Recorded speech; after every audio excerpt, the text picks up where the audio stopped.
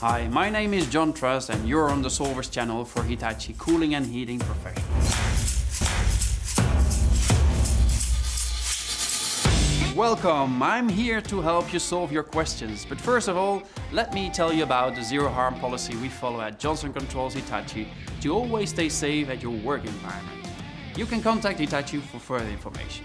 In today's video, we're going to see some of the steps we have to take to prepare the Sigma VRF unit or another unit from the VRF range after the installation has been completed, so that everything is ready for starter when the service technician arrives.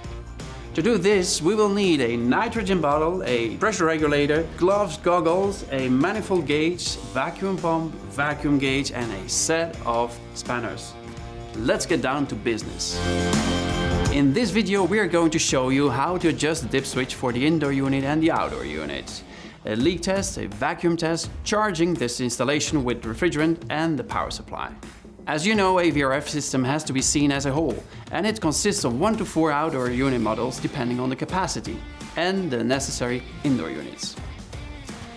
In the outdoor units, you have to adjust the refrigerant cycle address, which is something like the equipment surname. And then for each indoor unit, you have to adjust the refrigerant cycle, and you also have to set the address of the unit, which would be like the first name of the equipment. So that when the outdoor unit gives them an order, they know who they have to obey.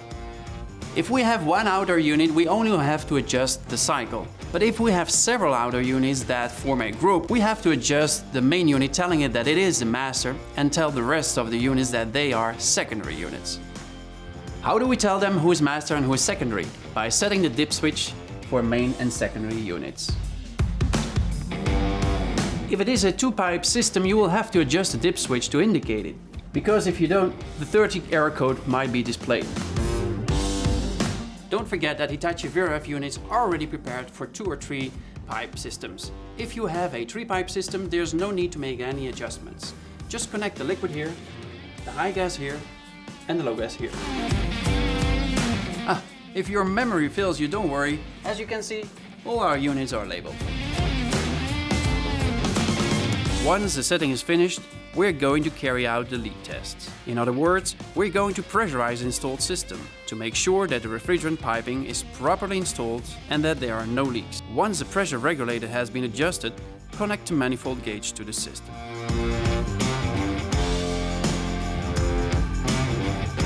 When you connect the manifold gauge to the system, you have to do the leak test. To do this, we introduce nitrogen into the system until the pressure gauge shows 41.5 bar. The test must be carried out for 48 hours to stabilize the pressures due to temperature changes and to check for any possible leaks. Once the 48 hours have passed and the results okay, we now perform the vacuum test. The vacuum test is very important. Not doing it could have serious and costly consequences for the system. If your system is a 2-pipe system, we have to do it at this point and at this point. If your system is a 3-pipe system, you have to do it for these 3 pipes. This test must be run for at least 24 hours. And the optimal value for this test will be 0.76 mm mercury on the vacuum gauge. Once we have checked that the vacuum is satisfactory, we will charge the unit with refrigerant. For this, we will need a bottle of refrigerant, a scale, a manifold gauge, gloves and goggles.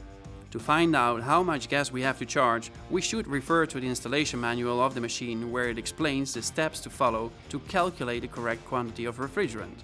As you can see in the chart, the amount of refrigerant must be calculated using the following exact parameters.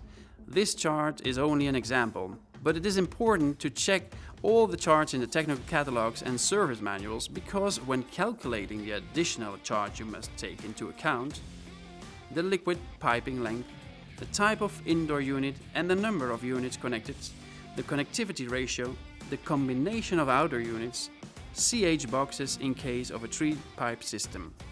All these parameters will give you the exact amount of refrigerant you need.